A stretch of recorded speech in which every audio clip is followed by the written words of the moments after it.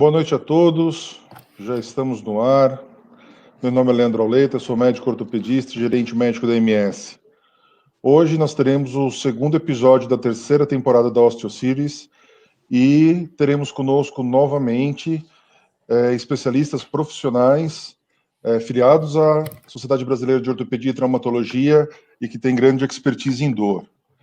Vou apresentar os nossos participantes de hoje, Dr. André Tsai, ex-presidente da Comissão de Dor e atual diretor, primeiro secretário do Comitê de Dor da SBOT, presidente do Colégio Médico de Acupuntura de São Paulo. Boa noite, doutor André. Boa noite, Leandro, muito obrigado.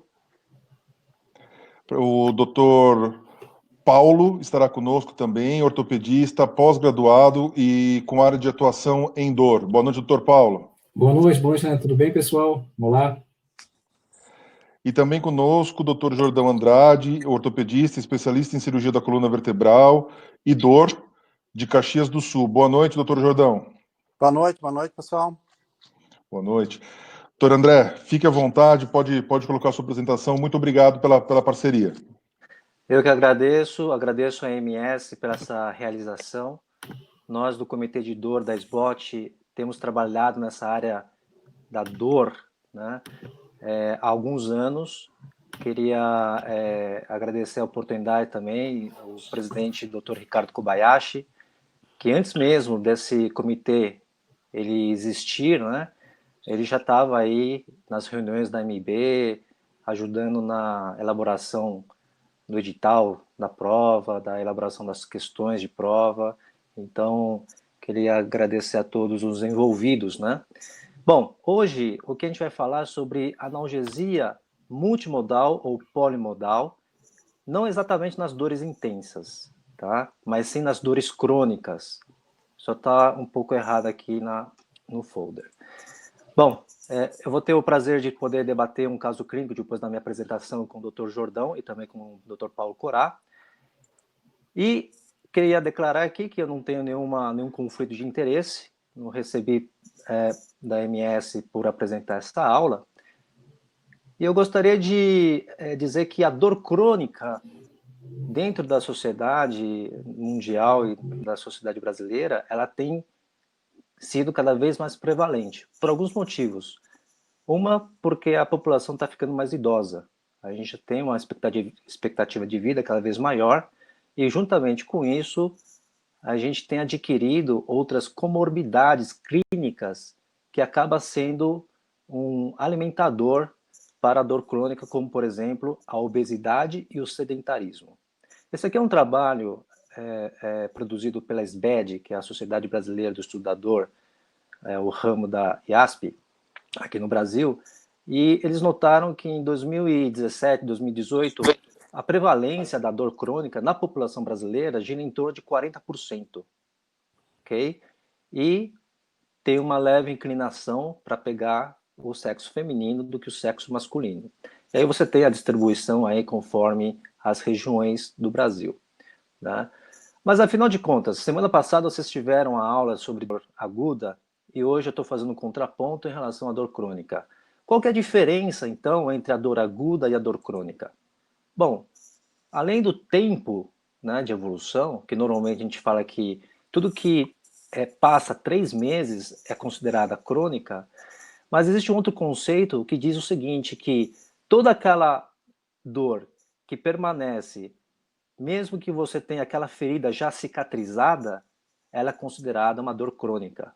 Então, por exemplo, se você tem um FCC na mão ou na perna, vai no pronto-socorro, é suturado e é cicatrizado, depois de uma semana, depois você tem a maturação, depois de 1 mês até 2 meses, é para resolver, não é para mais ter dor. A partir do momento que você tem a persistência da dor, você tem um fenômeno de cronificação dessa dor, né?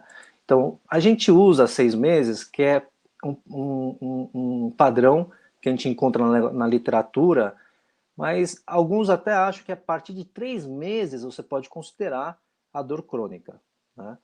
Então, em termos conceituais, até 3 meses eu considero agudo e acima de 6 meses eu considero crônico, tá bom? E aí você tem assim a perda fisiológica da dor. A dor aguda, por exemplo, ela tem a função de alerta. Olha, estou com a minha mão no fogo, preciso tirar a minha mão, né? Agora, quando você cronifica essa dor, você já perdeu essa função de alerta, né? E aí a gente encara a dor crônica como uma própria entidade, ou seja, a dor crônica hoje é considerada o próprio problema nosológico, é a própria doença nosológica do paciente e leva muito à perda de função e qualidade de vida do paciente, né? Ok, e quais são as outras diferenças entre a dor aguda e a dor crônica? Bom, primeiramente, além do tempo de evolução, na dor aguda, normalmente você tem uma causa bem definida. E não foge de três: ou é traumática, ou é isquêmica, ou é infecciosa, né? Ou então uma obstrução arterial aguda de um fumante vai causar dor no membro inferior, né? Uma erisipela num diabético vai causar dor. E o trauma na nossa vivência ortopédica, seja trauma automobilístico ou no pós-operatório, que é o trauma cirúrgico. Então, essa é a dor aguda que foi tema da semana passada. A dor crônica, eu trouxe 2 exemplos aqui, que é a lombalgia mecânica crônica ou idiopática, que 80% das vezes você não encontra uma etiologia certa, e a osteoartrite de joelho, que é um ícone da dor crônica ortopédica, em que, na verdade, você tem muitos fatores envolvidos, né, na gênese da dor, ou que contribuem para a dor. Então, segunda grande diferença é em termos de agente etiológico, em que a dor aguda eu tenho um agente etiológico bem definido e na dor crônica eu não tenho essa coisa bem definida, né? Então, só para relembrar a fisiologia da dor, você tem um estímulo periférico doloroso, que ou pode ser térmico ou pode ser tátil, e é transmitida por mediadores químicos e se transforma numa informação elétrica, trafegada então por nervos aferentes do sistema periférico e vai até o corno posterior da medula. E depois ascende para o nosso córtex, na última instância, onde tem a percepção da dor, tanto a nível discriminativo, da localização dela, também faz a integração com o sistema límbico e vai ter essa questão da percepção no âmbito emocional também. Eu queria falar um pouquinho, coisa rápida de fisiopatologia, que é muito importante de saber. Existe um fenômeno chamado de sensibilização. Uma fica na periferia, ou seja, onde você tem as terminações nervosas, os receptores para a dor, que é o que a gente chama de sensibilização periférica, e o principal mecanismo para a sensibilização periférica é o processo inflamatório da própria lesão, né?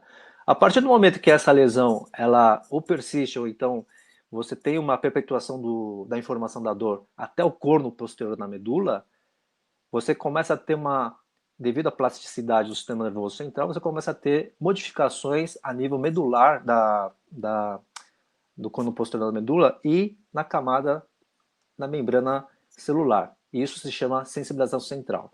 Então, de modo um pouco grosseiro, eu posso dizer que na dor aguda eu tenho mais a sensibilização periférica e na dor crônica eu tenho mais a sensibilização central.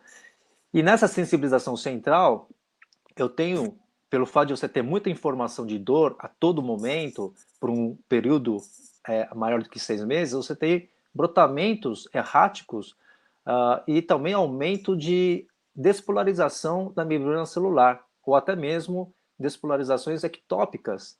Isso justifica, então, fenômenos do tipo hiperpatia, em que você tem a sensação da dor mesmo cessado o estímulo mecânico. Você pode ter, inclusive, a hiperalgesia, né, que é o aumento da sensibilidade da dor com o mesmo estímulo mecânico ou doloroso, e até mesmo uma troca de sensibilidade. Aquilo que é tato virou sensação dolorosa, que é o que a gente chama de alodínia. Então, tudo isso é consequência desse mecanismo conhecido como sensibilização central. Central porque está no corno posterior da medula, mas, na verdade, toda a alteração neural ocorre em todo o eixo do sistema nervoso central, desde a periferia até o córtex cerebral. Então, esse aqui é um quadro que eu montei para resumir aí a diferença entre dor aguda e dor crônica. Tá? Dor aguda, você tem aqui 6 meses, menor que 6 meses, alguns autores consideram menor que 3 meses, né? Etiologia mais definida, enquanto a outra é mal definida, ou então é multifatorial. A função de alerta se perde, então, na crônica, e o tratamento, no caso agudo, é a causa. É a dor por fratura exposta, eu vou ter que lavar, reduzir, fixar. A dor crônica, da lombalgia crônica, não acho a causa, então eu vou tratar os sintomas, porque ela mesma é a própria dor, a própria doença, né? Então, o objetivo na dor crônica é aliviar a dor através de mecanismos de neuromodulação, e eu posso fazer isso de uma forma farmacológica ou não farmacológica. Não farmacológica, por exemplo, até uma psicoterapia entra nessa neuromodulação, para você tentar melhorar a qualidade de vida desse paciente. Mais uma vez, é importante a gente sempre graduar a intensidade da dor, e essa é acho que é a mais clássica. Você avalia de 0 a 10 a intensidade da dor, 0 é sem dor, a 10 é a pior dor do mundo. Pode usar caretinha, pode usar cores, ou pode usar uma régua qualquer. Mas na dor crônica, existe uma alta prevalência não só da dor nociceptiva, mas também da dor do tipo neuropática. E aqui do lado direito você tem o questionário conhecido como DN4, em que você tem 10 questionamentos aqui e você vai pontuando. Por exemplo, se esse padrão de dor é um padrão... Só um minutinho. Em queimação, ok, então eu já vou assinalar aqui um ponto. Se ele tem choque, mais um ponto aqui. Formigamento, mais um ponto. Tem dormência, parestesia, mais um ponto aqui, ok? Tem alodínia, mais um ponto aqui. Aqui eu somei já 5 pontos, ok? Esse é um questionário que a gente chama de screening ou de rastreamento, em que você tem uma alta sensibilidade e uma alta especificidade para dor do tipo neuropática, ou seja, dor em que você tem o acometimento ou uma lesão do sistema neurosomático. Deixa eu passar o próximo aqui. Então, acima de 4 e 4 ou maior, você é considerado uma alta chance de ter dor neuropática. E nesses quadros crônicos, o que a gente vê, na verdade, são quadros mistos de dor nociceptiva juntamente com a dor crônica. Temos trabalhos que revelam e mostram isso com uma clareza.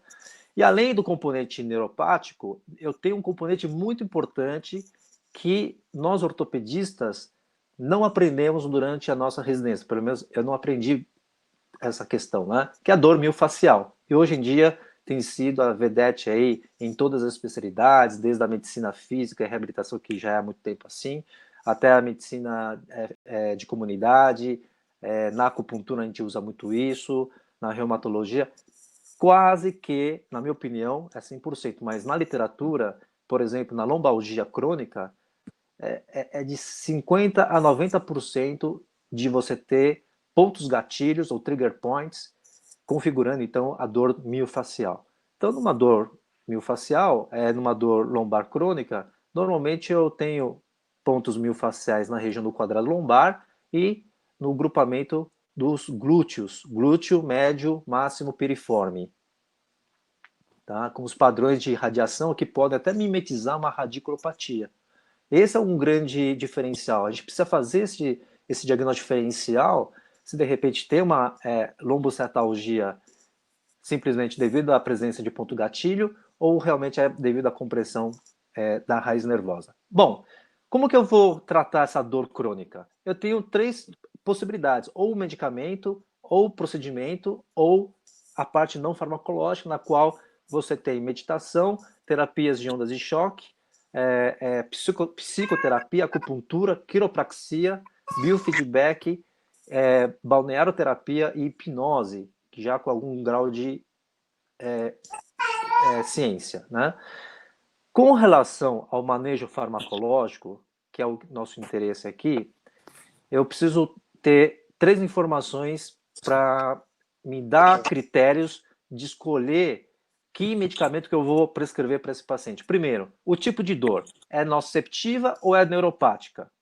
Né? Segundo, qual que é o VAS? Qual que é o grau de dor? É de 0 a 10? É quanto? E os efeitos colaterais que essa droga possa vir a dar. Por exemplo, se o cara é muito obeso, eu não vou querer dar um antidepressivo tricíclico que pode aumentar o apetite, pode aumentar essa questão do peso. Essa aqui é uma escala adaptada, só para mostrar a diferença de como a gente usa essa escala da OMS. Ela gradua, então, em 3 níveis.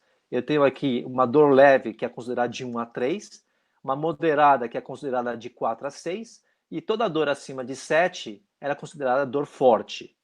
Tá?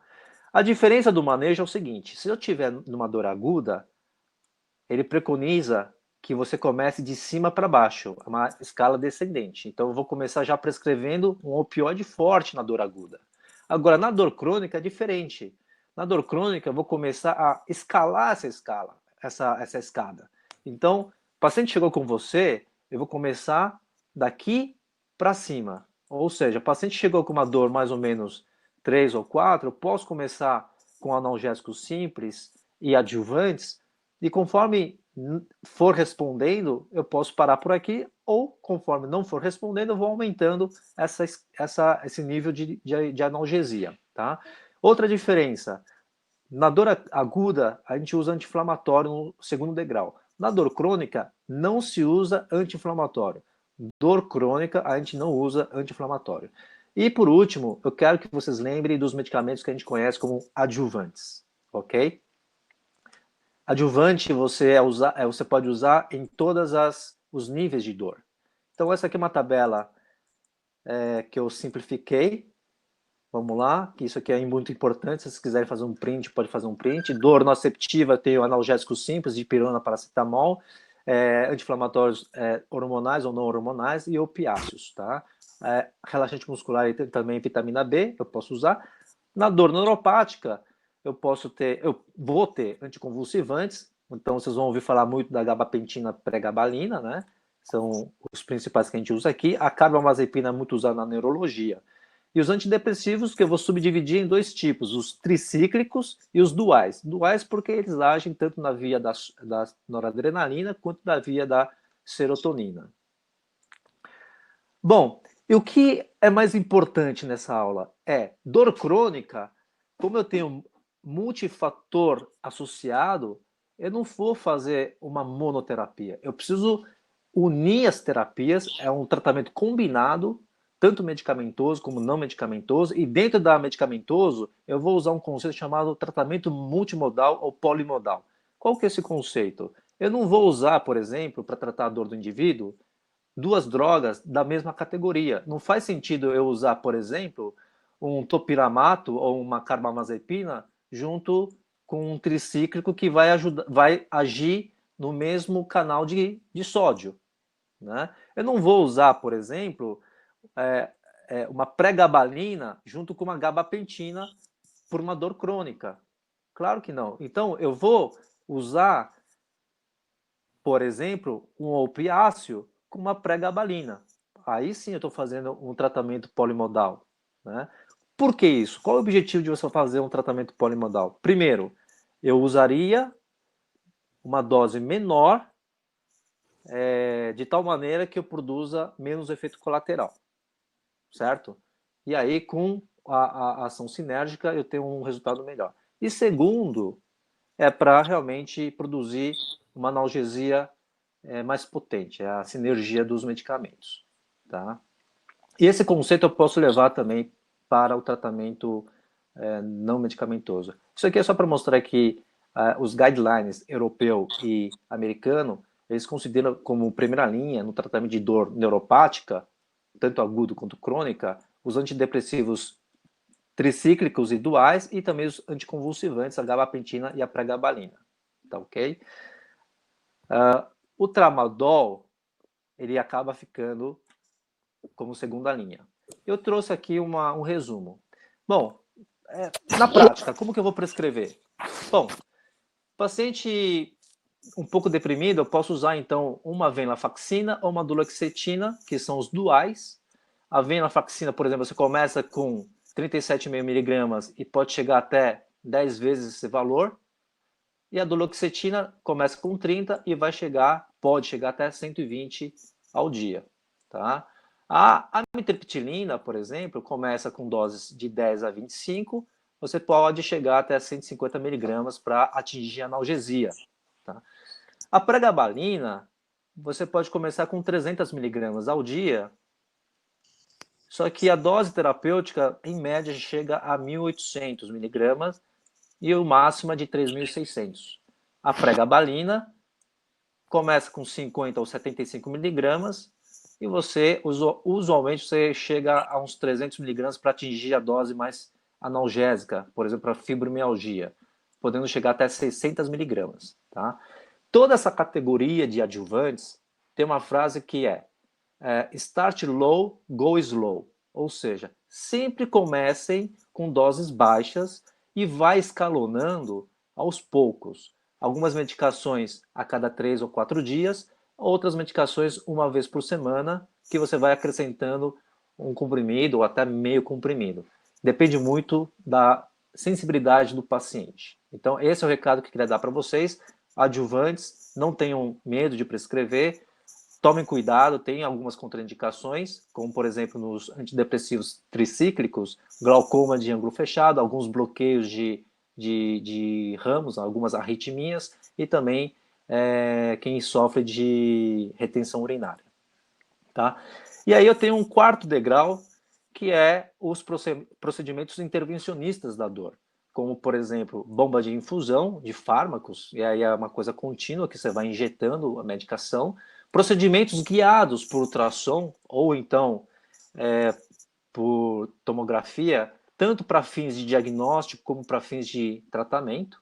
Né? Aqui eu vou incluir a radiofrequência. Estimulação elétrica medular, normalmente é o neurocirurgião que acaba fazendo, né? As ondas de choque, bloqueios regionais, PRP, que está ainda em aprovação pela Anvisa, e hoje em dia está se falando muito da estimulação magnética transcraniana como métodos de neuromodulação. Tá? Lembrar que a percepção da dor é uma somatória de múltiplos fatores, desde a parte física, também a parte psicológica do paciente.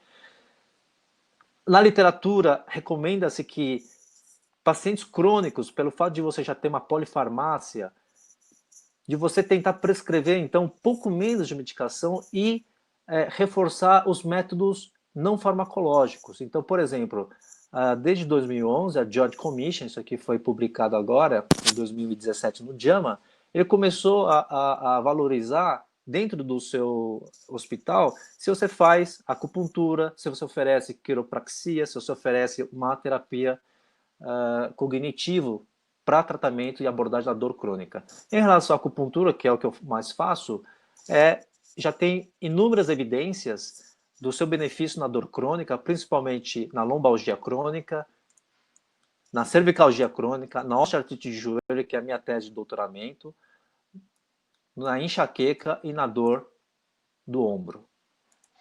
Tá?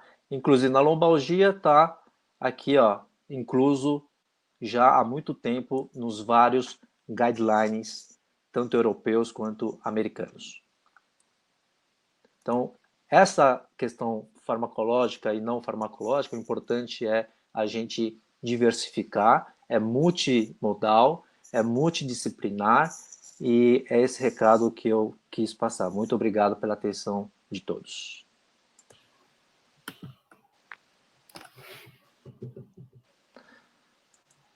Doutor Leandro, não sei se alguém tem alguma pergunta.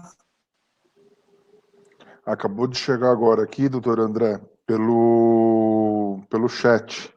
Não sei se vocês estão conseguindo ver aí o José Roberto Boigues. Doutor José. Não. Como é a interação dos adjuvantes com outros medicamentos que é comum em pacientes com insônia e, por exemplo, alprazolam, triptanol? Né?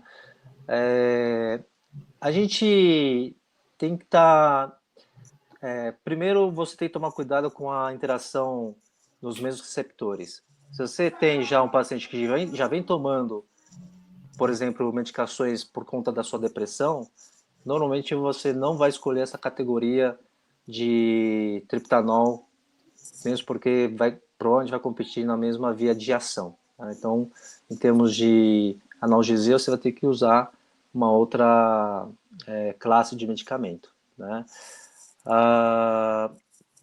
Todas elas vão agir no sistema nervoso central, né? Então, todos os efeitos acabam sendo potencializados, como sonolência, boca seca, até mesmo um pouco de tontura.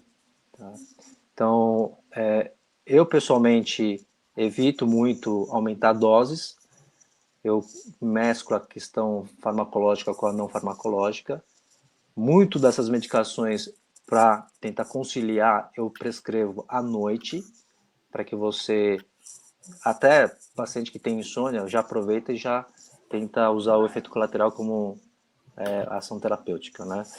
Não sei se Dr. Jordão e Dr. Paulo Corá poderiam me ajudar a responder a essa questão. Sim, eu acho interessante o seguinte, a interação medicamentosa, como você me falou, se a gente colocar as medicações como antidepressivos, que eles vão fazer a modulação na parte central, existem aqui, como você falou, os receptores. Se eu estiver competindo com receptores, às vezes eu estou utilizando as drogas e eu estou sendo menos efetivo na modulação da dor. Então, a probabilidade de eu fazer algo em relação a esse manejo de drogas, pensando na parte de dor, a gente tem que pensar um pouquinho as drogas de primeira escolha para o manejo da dor, se a gente for pensar somente em dor. Por que o paciente está utilizando essas outras medicações? É importante ter a interação com a equipe multidisciplinar, que seria o psiquiatra ou alguém da neurologia que passou essa medicação para o paciente. Por quê? Essas medicações que a gente pode utilizar também, que são bloqueadores, digamos, de serotonina específicos, ou de dopamina, ou alguma coisa que a gente está utilizando para o paciente, a gente tem que saber que eles não são, digamos, os estudos relacionados, eles não vieram para dor, eles vieram sim para outras questões. Então, são medicações de segunda escolha. Se você for tratar a parte de dor, então você tem que pensar primeiramente em escalas, que seriam aqueles que o André falou, o doutor André falou, que a gente vai entrando com a parte de antidepressivos, anticonvulsivantes, quais são aqueles que a gente vai utilizar para o manejo da dor, para que eles não fiquem combatendo com o mesmo receptor e não alterem outras coisas, dando o efeito adverso indesejado que a medicação pode dar. Jordão, você gostaria de complementar, por favor? O benzodiazepínico muitos pacientes usam, então fica muito difícil, às vezes, tu tirar. Tu pode, até tenta algumas vezes, trocar por uma metriptilina, até algumas vezes até por uma quetiapina, mas, no geral, se não consegue, eu começo com uma duloxetina, que geralmente não interfere nessa parte, né? E o paciente segue com o benzodiazepínico dele, né? Eu pessoalmente, só para complementar, eu também não sou, a gente é ortopedista de formação, né? Então a gente não tem tanta habilidade no manejo e até no entendimento das interações possíveis dessas classes de medicações, né? E como o paciente é um paciente mais complexo, ele já tem normalmente um psiquiatra ou então um neurologista que acompanha em conjunto. E se eu faço uma prescrição medicamentosa, eu peço para que, olha, vamos conversar com o seu neurologista ou com o seu psiquiatra, ver se pode ter algum efeito colateral, alguma coisa nesse sentido, uma interação que eu desconheça. E o importante é a gente trabalhar como equipe, né? Uma coisa multiprofissional. Então, quando eu prescrevo, se eu tenho conhecimento, eu peço, olha, dá 2 horas de intervalo, ou evita de usar. Eu faço essa orientação. Do contrário, eu peço ajuda ao outro colega especialista, olha, veja se tem algum problema, né? Isso eu faço muito, por exemplo, em mulheres em idade fértil que quer engravidar e tem dor crônica, né? Que medicamento que eu posso usar? Eu sei que a amitriptilina, se ela está pensando em engravidar, não posso ficar dando, né? Mas algumas drogas que eu tenho essas medicações, quase todas elas são classe C, né? Então, sim, a gente estudando estudo para poder falar se eu posso ou não continuar utilizando, e tanto em pediatria quanto em ginecologia. Uma coisa que eu achei interessante que o Jordão falou é a questão de tentar trocar o benzodiazepínico, né? O benzodiazepínico, muitas das vezes, é utilizado para a questão do sono. Então, quando você quer manejar a parte de sono que o paciente está tendo em correlação com a dor crônica, que é um dos efeitos daquela, digamos, a síndrome da dor crônica, aquela cronificação que você fica sempre na mesma, digamos, no mesmo ciclo, né, ciclo da dor crônica. Se você quer quebrar esse ciclo, se você for pensar no benzodiazepínico, porque algumas pessoas são, digamos, adictas a essa medicação, a gente tem que pensar em tentar trocá-las. Por quê? Tem um estudo em 2013, se eu não me engano, do Colégio de Reumatologia, associado ao Colégio de Neurologia, que diz que o benzodiazepínico, ele, em questão da fibromialgia, tá? Trocando um pouquinho de assunto, porém é importante a gente saber. Na questão da fibromialgia, eles não são indutores de sono, eles prejudicam o sono por causa que na polissonografia, aquelas ondas alfa, elas ficam entrando e a pessoa não consegue ter o sono REM, ela não consegue chegar ao sono REM. Ou seja, a pessoa tem uma falsa sensação que está dormindo, porém acorda cansada. Se ela acorda muito cansada depois de tomar benzodiazepínico e começa a ter que utilizar cada vez doses maiores, quer dizer que o benzodiazepínico está começando a piorar ela. Então, nesse meio termo, a gente tem que travar.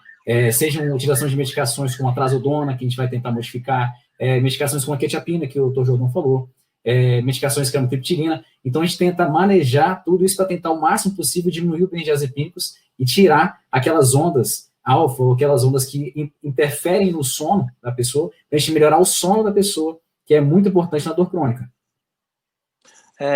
Nós temos aqui, está começando a chover perguntas, eu vou só responder a do Dr. Márcio Fim, perguntar aqui, ó, venlafaxina, quando usar como primeira opção de dual?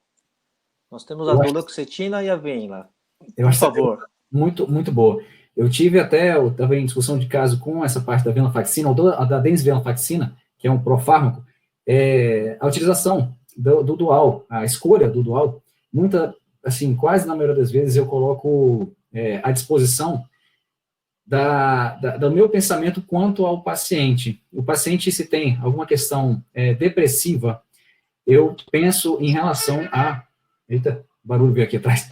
Eu penso em relação a fazer algum antidepressivo associado à parte dor crônica. A venlafaxina, a desvenlafaxina e a duloxetina, na minha opinião, elas ficam muito em conjunto, elas batem muito para entrar uma com a outra. Eu vou começar a entrar com a desvenlafaxina, que, na minha singela opinião, é uma droga que eu não utilizo muito inicialmente para dor crônica, quando o paciente tem alguma coisa, tem alguma restrição ao uso de dual.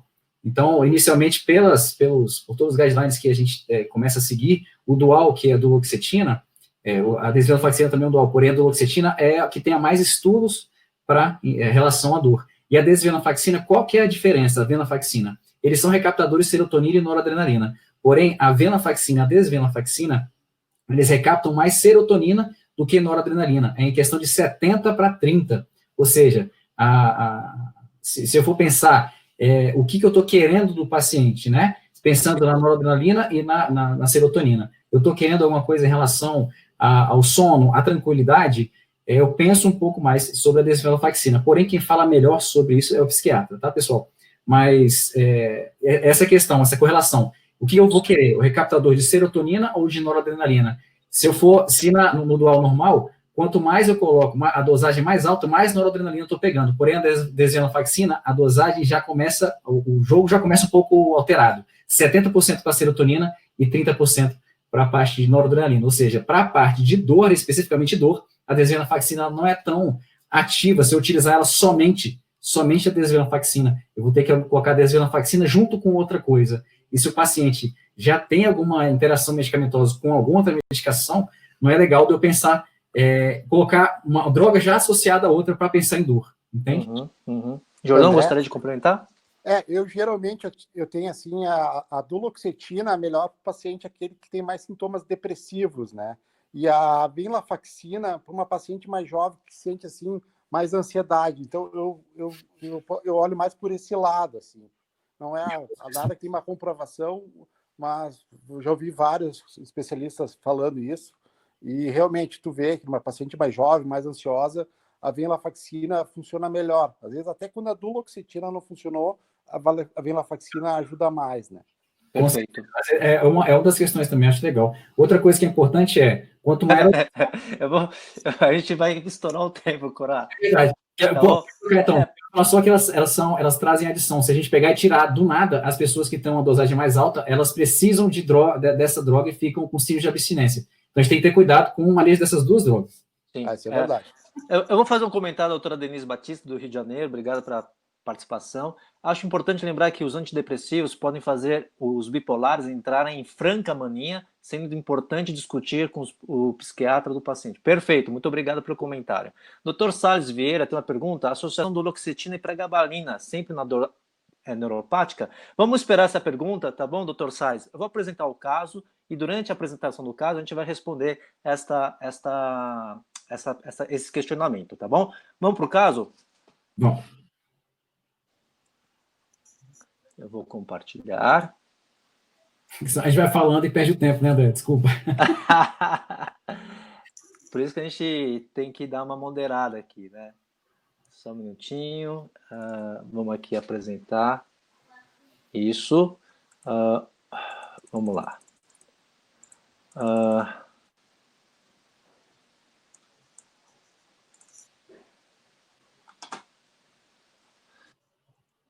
Tá ok. Então vamos embora.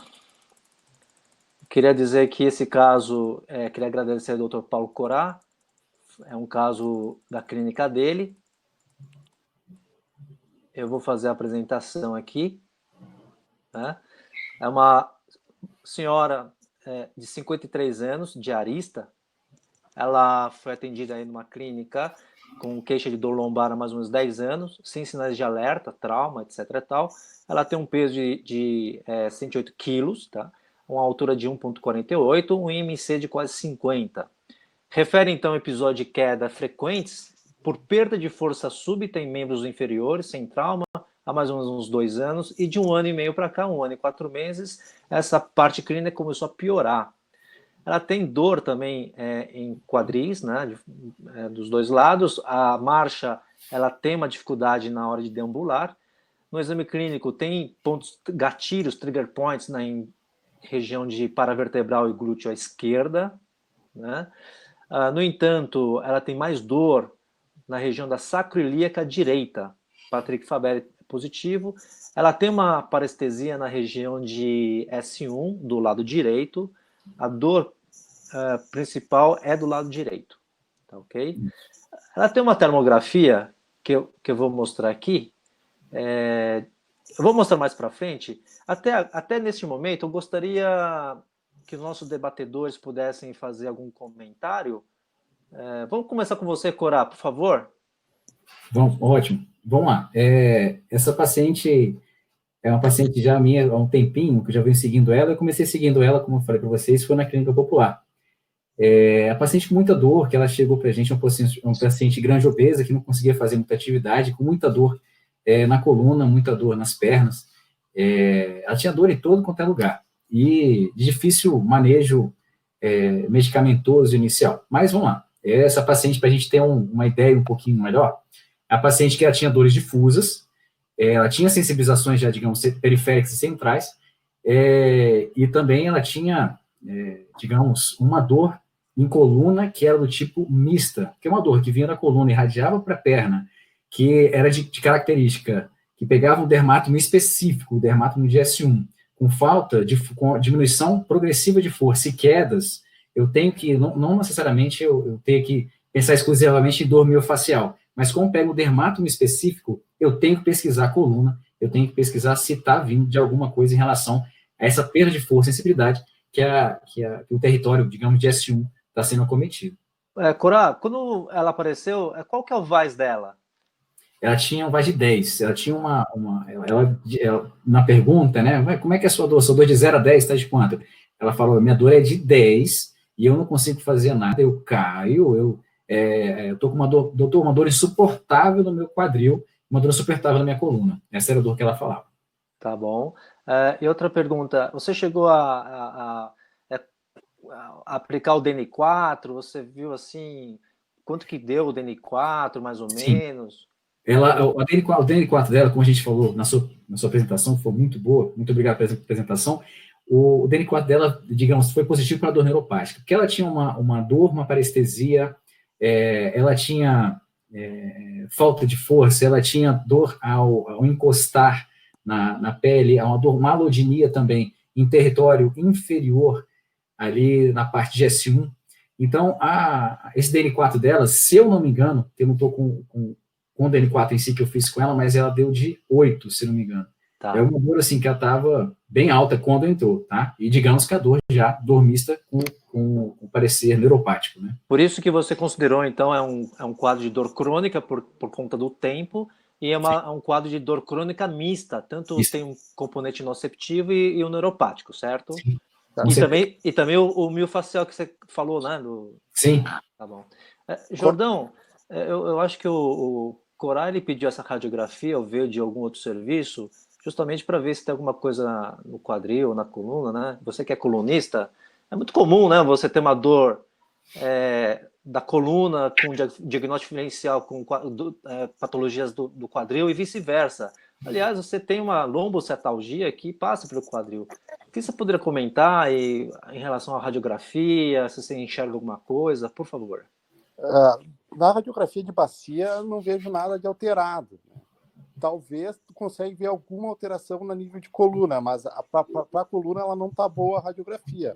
Eu até queria pedir por quanto tempo essa paciente tinha dor, até não querendo me adiantar no caso. Ela tinha dor há mais de 5 anos, que ela falava para mim. Só que é uma paciente de conversa um pouco difícil. Então, você perguntava alguma coisa para ela, eu consegui chegar à conclusão que ela tinha dor há mais de 5 anos, porque ela falava que trabalhava como diarista, e quando começou a trabalhar como diarista, há aproximadamente 10 anos, ela já começava com uma dorzinha ou outra, que tomava remédio e melhorava, só que há 5 anos ela começou com uma dor insuportável, com quedas, com piora da força. Então, eu digo para você que uma dor mista, como a gente está diagnosticando aqui, ela tinha aproximadamente 5 anos. No quadril, então, eu também não vejo nada demais, né? Não tinha nada. Corá, termografia não é um exame assim muito rotineiro, né? No ortopedista. Não sei se o Jordão costuma pedir, Jordão. Não, aqui em Caxias eu não conheço ninguém que faça termografia, aqui não está muito difundida ainda. Tá. Corá, dá uma faladinha aí, por favor. Então, vamos lá. Por que eu pedi a termografia? O que é a termografia em si? A termografia consegue mostrar para a gente diferenças de temperatura que eu tenho no corpo. Isso chama termografia. Nessa paciente, quando você vê a parte da coluna, a coluna lombar, um pouco do quadril você consegue ver nessa termo, e os romboides, os paravertebrais, você vê uma área branca com vermelho. Quanto mais eu tenho a questão dessa cor mais escura, que seria, desculpa, não escura, mais branca com vermelho, eu consigo ver, exatamente, André, obrigado, eu consigo falar que ali eu tenho uma captação de temperatura muito maior, ou seja, ali eu tenho hotspot, né? Eu tenho pontos, exatamente, que são condizentes com dores miofaciais. Um grande exemplo ali, exatamente como onde o André marcou, dores miofaciais. Eu tenho estados de inflamação do corpo. A artrose também tem hotspot. Agora, tem essa alteração que vocês vão ver aqui, que uma paciente está deitada. Na verdade, dessa forma que está sendo feita, não é a forma exata para ser realizada. Porém, essa paciente tinha muitas dores nas pernas, então eu não conseguia ficar da forma certa para ser feito esse exame, que era de joelho na cadeira e tirar foto dos pés virados para baixo. Você pode ver que tem a diferença de temperatura da perna direita, né, do membro inferior direito e do membro inferior esquerdo.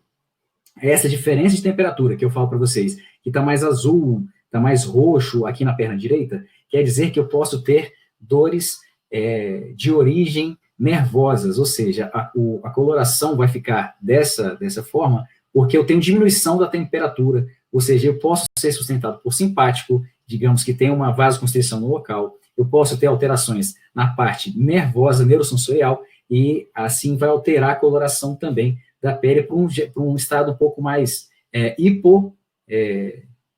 hiporreativo, que seja, fica menos calor naquele local. Então, hipotérmico. Isso, hipotérmico. Hiporreativo. Inventei a palavra, vê se pode. Então, hipotérmico você vai ter nesse local, aqui na perna direita.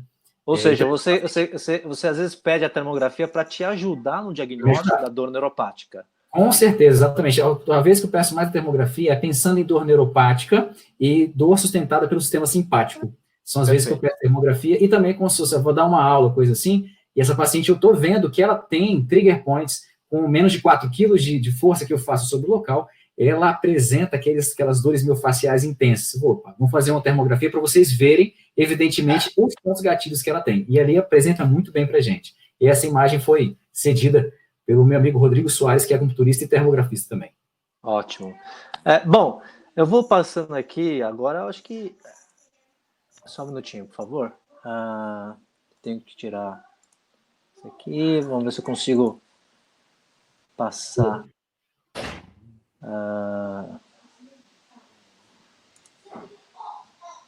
Vamos lá. Vocês estão ouvindo alguma coisa, não? Não. Não está ouvindo, tá ótimo. Então, só eu que estou ouvindo. Jordão, comenta sobre a ressonância. A radiografia não foi adequada para avaliação de imagem da coluna, então foi pedida essa ressonância.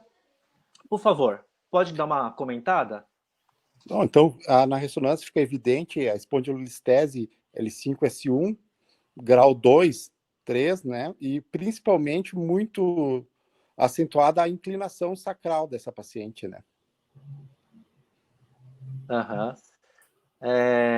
Além da listese, o que você acha? Você acha que é um quadro cirúrgico isso aqui? Não? Não, minha opinião é que é um quadro cirúrgico, com certeza. Mas um IMC de quase 50, o que você sugere?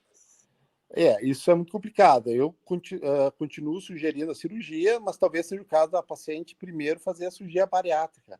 Mas como o Corade disse, uma paciente do SUS, daí tem que fazer tudo, né? Daí já é bem complicado.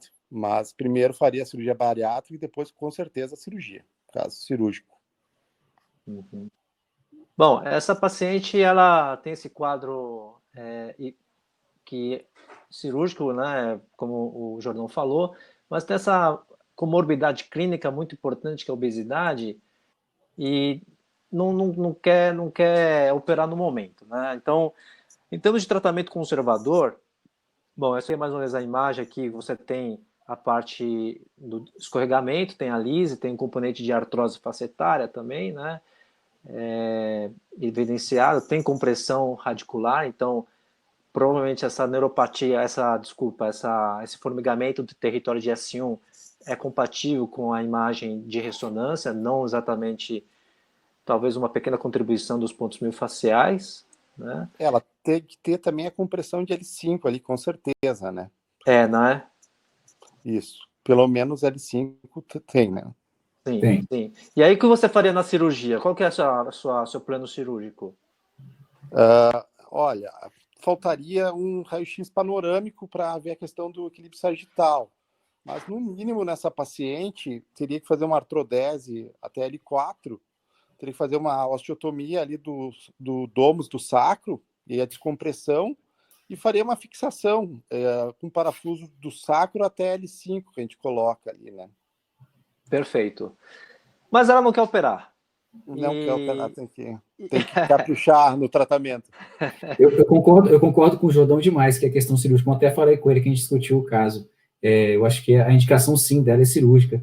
Porém, as comorbidades que ela tem agora já limitam a gente um pouquinho, mas eu acho importante da gente comentar sobre o tipo de analgesia que a gente tem que ter antes da cirurgia dela, para que ela não tenha esse resquício de uma sensibilização central, que alguns quadros, vários estudos já identificam essa parte dessa pessoa que acabou de fazer cirurgia e continua com a dor, que seria uma parte de sensibilização central. A gente tem que tirar essa sensibilização central para que ela consiga suportar também uma cirurgia. Eu sei que o quadro dela é cirúrgico, sim, eu até comentei com ela, eu estava avaliando com ela questões da gente conseguir fazer a cirurgia pelo SUS, não é algo muito fácil, mas eu falei, primeiramente você vai ter que perder peso, você vai ter que manejar essa dor sua, a gente vai ter que limpar você como um todo em relação às dores, para a gente conseguir colocar o tratamento definitivo, que seria a parte cirúrgica, para que você não tenha uma dor antes da cirurgia, continue com essa dor após a cirurgia e tenha a dor da cirurgia também.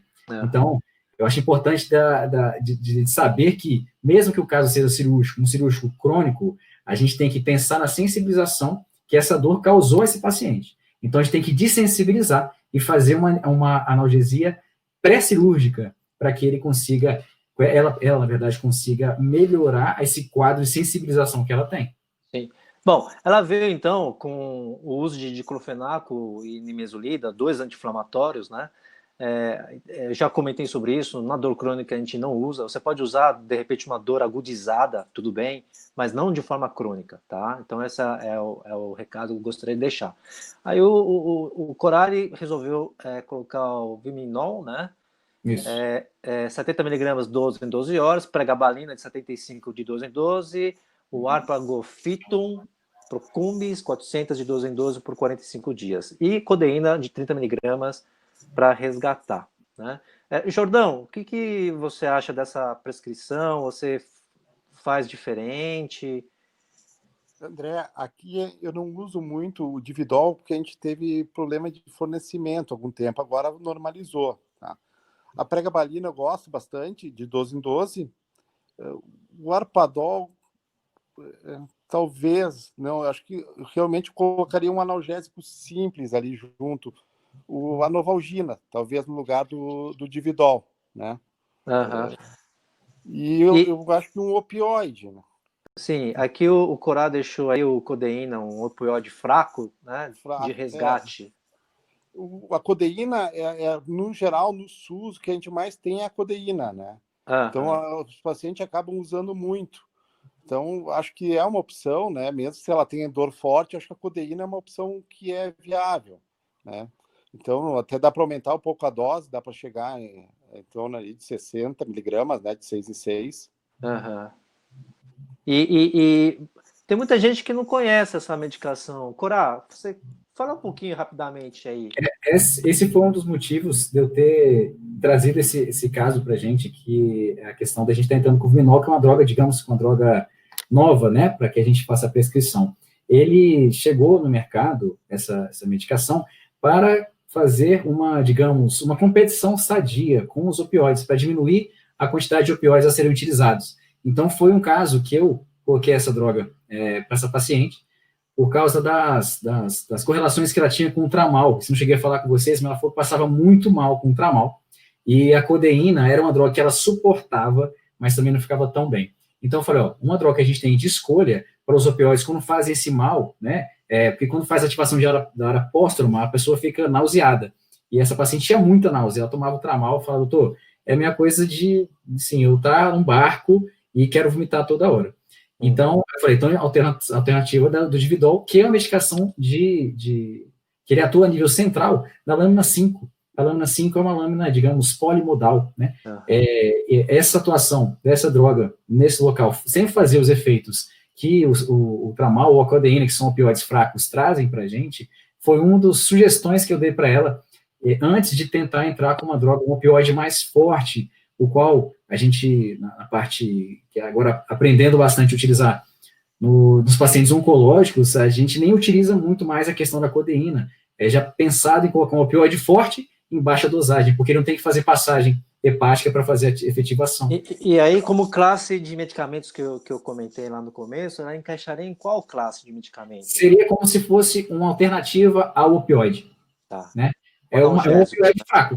É um opioide fraco, uma alternativa opioide que a gente utiliza menos opioide, menos anti-inflamatório, e, como o Jordão falou, a associação com dipirona é excelente, porque você utiliza menos opioide, menos anti-inflamatório, e auxilia junto com a dipirona, fica excelente, é uma dosagem medicamentosa boa que faz muito menos efeito colateral do que as pacientes que estão acostumados com o tramal ou a codeína. Tá. E aí tem os anticonvulsivantes, que você prescreveu a pregabalina, que é ligante da alfa-2 delta, né, para bloquear os canais aí de cálcio. Eu vou passar porque o nosso tempo já está se esgotando. E o fitoterápico, acho que o Jordão, você não tem muita experiência, ou você não prescreve muito, né? Eu prescrevo, assim, eu não achei, assim, em questão do caso dela, assim, por causa da dor mais forte, mas ele teria uma ação anti-inflamatória, sem ter tantos efeitos adversos, né? Então, eu gosto bastante do caso de artrose, uma artrose de joelho, que tu dá ali um colágeno, uma glicosamina, não funciona, às vezes o Arpadol tu consegue usar a longo prazo e tem um bom efeito, né? Sim, perfeito. Nesse capítulo de dor crônica, no caso que também a osteoartrite, como você falou, tanto de joelho quanto de coluna, essa classe de fitoterápicos, né, são muito usados, né, colágeno, hidrolisado, não hidrolisado, tá? Bom, depois de um mês de tratamento, a evolução com melhora dos espasmos dolorosos, porém mantém a perda da força, mais ou menos grau 3 para grau 4, né? Isso acaba levando a algumas quedas. Não precisou mais usar a codeína de resgate, mas tem uma qualidade de sono ainda que não foi mexido, tá? Não dorme bem, não tem o sono reparador, né? Manteve a dor em sacroiliacas e apresentadores miofasciais e romboides de forma bilateral, né? Queixas de dor intensa no joelho direito, que piora a sua perda de força nesse membro, né, no mesmo lado. Na ressonância tem um genuvaro, uma artrose, piora em área medial associada à lesão meniscal bilateral, com lesão condral e extrusão no menisco medial. Ok. Bom, você optou por uma intervenção, né, Corá? Foi. Como ela tinha essa dor muito grande na sacroiliaca, eu optei por fazer uma ultrassonografia da sacroiliaca e vi que tinha. Como a gente fazia uma infiltração não era tão fácil com a paciente obesa, não é muito fácil a gente fazer a infiltração guiada com ultrassonografia, só que consegui fazer no lado direito dela, onde sentia bastante, na verdade nos dois lados, mas eu sentia bastante dor no momento do exame. Ela melhorou muito. Associado à infiltração guiada, a gente fez também a neuroestimulação periférica em ramo de fibular, onde ela tinha aquela dor irradiada. E ela melhorou bastante nessa dor que ela tinha das costas irradiando para as pernas, tá? Associado a isso, eu fiz a mesoterapia também. Foi até uma aluna da aula que estava dando a pós-graduação, e nessa mesoterapia com as medicações ficou por mais tempo também, e ela refere melhora das dores que ela tinha, tanto nos paravertebrais quanto nos romboides. Hoje a gente fez essas medicações na mesoterapia. E aí, em termos de medicamento, você não chegou a aumentar a pregabalina, você aumentaria? Não sei se o Jordão mexeria em termos de medicação, pensando na questão do sono, por exemplo, Jordão? Tem espaço para aumentar a pregabalina bastante. Ali às vezes a gente esbarra na questão das condições financeiras do paciente, né? Mas eu aumentaria a pregabalina, sim. Tá. Concordo. Trazodona. Depois a gente vai falar da trazodona. Você chegou a fazer o bloqueio dos geniculares? Eu não, na verdade, eu solicitei para que a gente fizesse, eu não consegui fazer nela. Ela, infelizmente, não tinha como orçar com esse bloqueio do genicular. Eu queria bastante ter feito nela, ela não conseguiu fazer a medicação intraarticular e nem fazer os bloqueios geniculares. Tá dando para fazer radiofrequência no SUS? Eu não estou conseguindo trabalhar com o SUS, então tá difícil. E você, Jordão, você sabe se tem SUS não, aí? Não, né? Não tem nem. Na verdade, o SUS não tem nem código se vai fazer um bloqueio de coluna. Não, os códigos realmente, né, vai dizer o quê? R$2, R$3 paga, então realmente é difícil. Corá, trazodona. Por que eu utilizei a trazodona, né? A gente pensando no sono dela. Como a gente estava utilizando a pregabalina, estava melhorando aquelas dores irradiadas, eu pensei em bloqueador de canal de cálcio, voltagem independente, para que você não tenha glutamato e não tenha aquela parte de NMDA para a sensibilização central e tirar isso. Isso foi o pensamento da pregabalina. E aqueles impulsos nervosos, diminuí-los. Eu acho que foi efetivo fazer uma dosagem até mesmo baixa, porque a dosagem efetiva teria que ser muito maior do que 75. Porém, como essa paciente grande obesa e falava que estava demaciando as pernas, demaciando os braços, que é um efeito da pregabalina, eu falei, vamos manter por enquanto a pregabalina 75, eu vou entrar com a medicação, que é um antidepressivo atípico, para que você consiga dormir, né, melhor, que seria a trazodona. Você falou uma coisa muito interessante, Corá. Essa aqui são duas estratégias, duas abordagens muito interessantes, né, na dor, no manejo da dor crônica farmacológica. Uma é o que o Jordão falou, né, que até eu induzi, de aumentar a pregabalina, né, e a outra é a que você fez. Ao invés de a gente aumentar uma dose maior de uma medicação que está dando efeito colateral, você usou o conceito de analgesia polimodal, certo?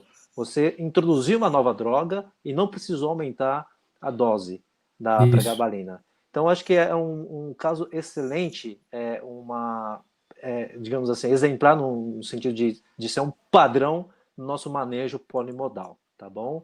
Mesoterapia, a gente não está com muito tempo, tá bom? A gente vai deixar isso para depois. Ela teve, então, manteve a analgesia há 4 meses, né? Ficou relativamente bem, né? Mas o sono ainda não ficou tão bem com a medicação, né, Corá? Na verdade, ela falou que, depois que ela voltou comigo até uns dias atrás, ela falou que ela tinha parado de tomar medicação porque tinha acabado a prescrição. Eu falei, por que você não voltou antes? Ah, doutor. Aí, aquele jeitinho, né? Difícil. Tá. Bom, a gente deixou uma dúvida. E aí? Como que a gente vai fazer, né? O que fazer agora? Né? O que fazer, né? O que fazer? O paciente ainda continua com dor. Conseguiu emagrecer alguma coisa? Nada. Eu acho que é aí que a gente poderia entrar, que seria a questão do tratamento multiprofissional, interdisciplinar também, né? Porque se caso a gente entrar só com medicação, as medicações elas têm os efeitos colaterais, apesar da trazodona não dar aquele efeito que a amitriptilina dá, que é o ganho de peso e o excedema, a trazodona não faz isso.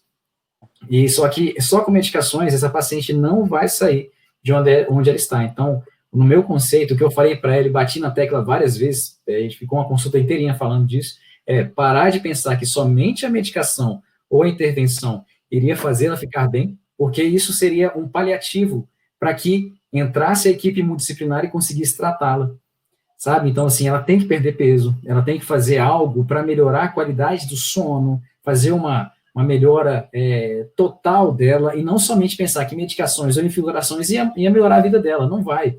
Eu acho que somente isso não vai ficar tão bom. E por isso que eu achei interessante esse caso, porque foram drogas diferentes que eu utilizei, e essa questão da interdisciplinaridade sobre essa paciente também. Sim, sim. Jordão, fala aí. Eu acho que isso aí que tu falou é muito, muito importante, né? Quando o paciente, às vezes, tem ilusão, um caso que nem esse, às vezes ela vai ali, ela acha que tu vai dar um medicamento que tu vai curar ela com o medicamento, que vai emagrecer, que a dor dela vai parar, que tudo vai se resolver. Então, às vezes, o problema é muito esse. Às vezes, tu dá o medicamento, ela chega, melhorou? Ah, não melhorou só 50%. 50% é excelente, né? É excelente. Para melhorar os outros 50%, tu tem que fazer muita coisa, né? Aliás, 30% já é legal. Né? Já tá bom. Tem até um artigo feito em 2009, 2010, que falam sobre a terapia multimodal e a multidisciplinar quanto às medicações utilizadas, que era em questão opioide. Ambas, elas conseguem melhorar 30% aproximadamente das dores do paciente, porém, só consigo diminuir as dosagens das medicações com a equipe multiprofissional, com a fisioterapia, com a parte de nutrição, com todas as partes que são associadas à área de dor. Então, falar que eu vou colocar outra medicação e depois eu consigo tirar todas elas, como que eu vou fazer isso? Eu vou ter que fazer isso de alguma forma, melhorando a qualidade de vida dela, que não é com certeza somente com drogas, é com a equipe multi para fazer esse tipo de tratamento.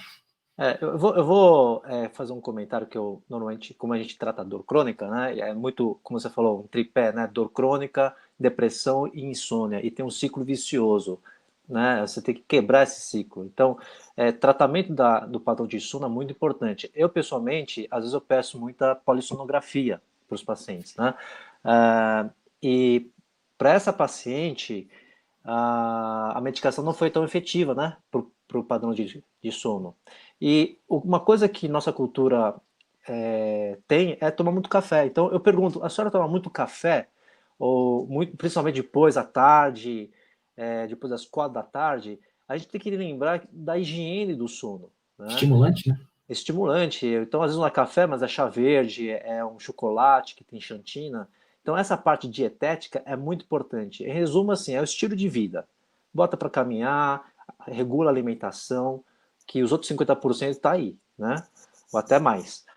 Eu queria, então, acho que o Dr. Salles Vieira, a gente meio que respondeu, né? A associação de duloxetina e pregabalina, né?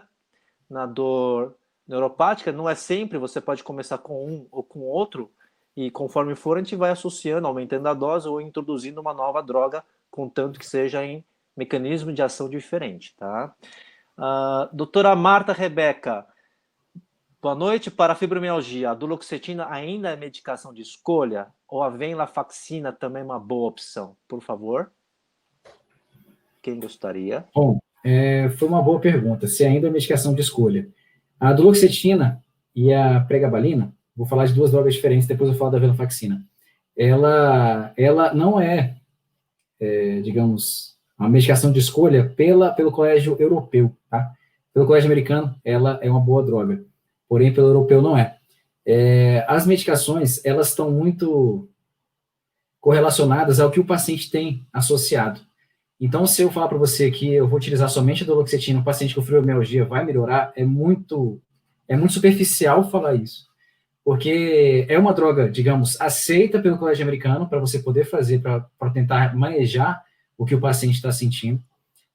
Porém, o que a gente falou lá no início da nossa apresentação, se eu estou pensando na duloxetina ou na venlafaxina, eu tenho que saber para que eu estou utilizando ela.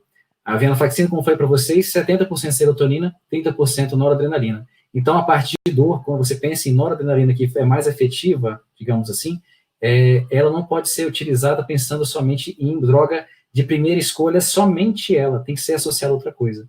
E a duloxetina, você pode utilizá-la como droga única, porém, não vou falar para você que os pacientes têm uma boa resolução, porque pelos outros estudos da fibromialgia, se não me engano, tem um estudo agora da reumatologia, que diz que aproximadamente só 30% da dor que o paciente tem melhora com o uso de terapia monomodal. Ou seja, se você colocar a duloxetina e fizer mais nada, o paciente vai ter uma melhora somente 30%. Uhum. Então, você tem que associar mais coisa e, inclusive, na USP, as pessoas fazem o quê? Você você continua o tratamento fazendo com a equipe multimodal, com a parte de exercício físico, terapia, para melhorar a qualidade de sono, fazer tudo isso aí. Então, pela pergunta que você fez, depende de qual colégio você está seguindo, se é americano, se é europeu, mas a duloxetina e a venlafaxina são utilizadas. A duloxetina é ainda como primeira escolha. Jordão, você pega muito a fibromialgia ou fibromialgia-like, né? Paciente de coluna normalmente tem. É bem difícil fazer o diagnóstico, né? Mas sim, a gente atendo muito fibromialgia e talvez esses trabalhos peguem os casos mais graves, né? Então, se talvez tu atendendo um ambulatório geral mesmo, o paciente até às vezes com uma mitriptilina, assim, ele tem uma melhora, né? E com a pregabalina tu também vê casos que o paciente com monoterapia funciona, mas são os casos mais leves, né? Talvez num serviço muito especializado tu não pegue. Bom, o Dr. Cláudio Simplício, presidente da ECMB TOC, prazer em vê-lo aqui, Dr. Cláudio. Quando solicitar a eletroneuromiografia? Vamos pegar nesse caso aí, parestesia e tal, por que você usou termo e não usou a eletroneuro? Por que eu usei termo? Porque eu tive acesso a termo, como eu falei, o Rodrigo, ele falou, Paulo, você quer fazer? Eu falei, vamos, a eletroneuro a gente não conseguiu fazer para essa paciente, porque é um pouco, digamos, a termo também é cara, claro, só eu consegui ela de graça. Então foi um dos motivos que eu tenha feito para essa paciente. Porém, quando eu vou solicitar a eletroneuromiografia para esses pacientes, pensando naquela qualidade de coluna e como está associando aquela dor que ela está sentindo associado à perda de força e perda de sensibilidade. Um dos porquês que eu utilizo para essa paciente de dor crônica em coluna associada à dor neuropática e dor nociceptiva, uma dor mista, seria pela perda de força e alteração de sensibilidade. Sim, eu peço a eletroneuro para ver a qualidade que eu estou desse nervo que está sendo acometido e a minha urgência em relação a um tratamento, digamos, cirúrgico. Mas o tratamento cirúrgico vai ser mais pela clínica, tá? Mas vai me ajudar a pensar um pouco mais sobre a qualidade do nervo que eu estou tratando. Se esse nervo está entrando em sofrimento, ou se eu ainda posso, pela qualidade do meu exame físico, manter um tratamento conservador. É um porquê que eu faria a eletroneuro nessa paciente para ver a questão, digamos, onde eu estou, para onde eu estou indo, ou se eu tenho que parar e já pensar, não posso mais, e eu tenho que pensar agora em cirurgia, senão, meu amigo, você vai perder a qualidade do seu nervo. Jordão, você gosta da eletroneuro? Eu gosto. No caso em questão, eu acho que não teria, porque tu só pediria, que nem o Corá falou, para documentar, até depois, pós-operatório, como tu vai mexer em nervo, tu teria a documentação prévia. O paciente com certeza vai ter alteração grave na eletroneuromiografia. Agora, a parte diagnóstico, num caso que nem o dela, tu não precisa, porque tu tem uma correlação clínica com o exame de imagem muito evidente, então para diagnóstico não seria necessário. Acho que a eletroneuromiografia seria mais naquele caso que tu tem uma imagem que não bate muito com a clínica e tu, de repente, tu pode solicitar uma eletroneuromiografia. Obrigado. Bom, Thalita Teixeira, ela está comentando, o Toragesic, ele também tem um efeito poupador do opiáceo, tá? Então, para quem quiser mais para dor aguda ou crônica agudizada, tá? Toragesic é uma boa opção. A doutora Denise Batista, náusea e vômito do tramadol está relacionado a mecanismos imunológicos dose dependente? por exemplo, acima de 100 miligramas dose, né? Então, parece que está sim, viu, Denise? Associado a esse mecanismo. E, doutor Alexandre Sequeira, um colega psiquiatra faz duloxetina em dose baixa e refere que descontinua apenas de forma manipulada, já que não seria seguro descontinuar na dose de 30 miligramas. O que acham? Então, vamos lá. Uma foi a questão Toragesic. Alguém? Toragesic, assim, eu concordo com você para fazer a dor aguda. Como você falou, André, dor aguda, Toragesic é um anti-inflamatório. Então, assim, é que você faz sublingual e tal, então tem, assim, alguns efeitos. Anti-inflamatórios, porém, continua sendo anti-inflamatório, você não pode utilizar em dor crônica, ele vai sim fazer efeito de primeira passagem e vai ter efeito sobre a mucosa gástrica. Então, o paciente tem efeitos do anti-inflamatório, inibidor de COX-1 e COX-2, apesar de ser falado que é mais COX-2, porém também pega COX-1. A questão, o outro falou Tramadol. sobre... Então não tem problema. Deixa o Jordão, devido ao tempo. Jordão, você quer falar um pouco do tramadol? Você usa? É dose dependente? Como que é? Eu uso muito tramadol. O tramadol é um dos opioides que ele funciona bem na dor neuropática, né? Tramadol, a metadona também. Perfeito, né? Perfeito. Eu uso bastante. E você pega muito, assim, efeito colateral? Eu acho que o tramadol, entre os opioides, ele parece que é um dos que mais tem esse efeito de náuseas e vômitos, né? E tu vai associar, tem uma questão que se tu associando o Vonal, se tu não tiraria o efeito do tramadol, que não é bem claro isso, né? Então, geralmente, eu dou o tramal e ele, com o passar do tempo, diminui um pouco essas náuseas, na maioria dos pacientes, mas eu sempre associo com o Plasil, né, quando começo, né? Perfeito. E por último, com relação à duloxetina, né? Um colega psiquiatra aí faz duloxetina em dose baixa, refere que descontinua apenas de forma manipulada, já que não seria seguro descontinuar na dose de 30 miligramas. Não é todo paciente que para com a duloxetina que tem efeitos adversos. Como é que eu descontinuo a duloxetina? Geralmente eu diminuo para uma dose de 30 e depois eu falo para o paciente tomar dia sim, dia não, pelo menos 15 dias. Perfeito. Ou seja, start low, go slow, e na hora de tirar também tem que tirar devagar, né? Tem que tirar devagar. Não é todo paciente que realmente... Mas tem muitos pacientes que passam muito mal com a descontinuidade da duloxetina. Uhum. Bom, minutos finais, né? Um minutinho aí para cada, para levar a mensagem para casa, para a gente estar encerrando esse nosso encontro de hoje. Vai lá, Jordão, vai lá, você. Corá, André, parabéns, a aula muito boa, o caso excelente, né, de difícil solução. Vai mandar para você operar, viu, Jordão? Não, acho que o Corá, coitado, esse aí tem que precisar de um milagre para resolver esse caso aí. E aí, você, Corá, manda bala. Rapaz, eu agradeço muito a gente estar apresentando os casos, de estar discutindo os casos também, porque não é difícil trabalhar, ainda mais trabalhar com a parte de dor na ortopedia, é algo, digamos, não é tão novo, porém é um pouco mais complicado, ao meu ver. A parte de dor é área muito complicada. Eu agradeço muito de terem me chamado para apresentar o caso com vocês, e uma mensagem que eu gostaria de passar para vocês é que ninguém faz nada sozinho. Então, a gente tem que saber como tratar do paciente, que é uma outra pessoa também, e tratar ele de uma forma, digamos, multi. Não pensar somente em uma coisa que vai solucionar um problema de uma dor crônica, mas sim pensar em várias coisas que estão influenciando ele também a ter dores. Perfeito. Muito obrigado por tudo, pessoal. Eu aprendi aqui no HC, né? A gente só pensa em operar, né? Quando é residente, só quer operar. E a gente não acaba tratando a dor de forma adequada. E a gente manda, como é um serviço grande, dor crônica, manda para o fisiatra, deixa eles se virarem, né? E eu aprendi uma coisa com a fisiatria: dor crônica não existe monoterapia, como você falou, Corá, né? E o Jordão também. Então, a gente tem que ter uma abordagem multidisciplinar e polimodal. O conceito polimodal, que é esse que a gente falou a aula de hoje, a gente pode extrapolar da farmacologia para o paciente como um todo, né? Obrigado demais, Jordão, prazer de estar com você, também, Corá. Agradeço a MS pelo apoio ao trabalho do Comitê de Dor, agradeço aí os meus pares de diretoria e do Conselho Fiscal. Passo a palavra para o doutor Leandro. Obrigado, Leandro, obrigado, Corá, obrigado, Jordão. Obrigado, pessoal. Obrigado, André, obrigado, doutor Corá, obrigado, doutor Jordão.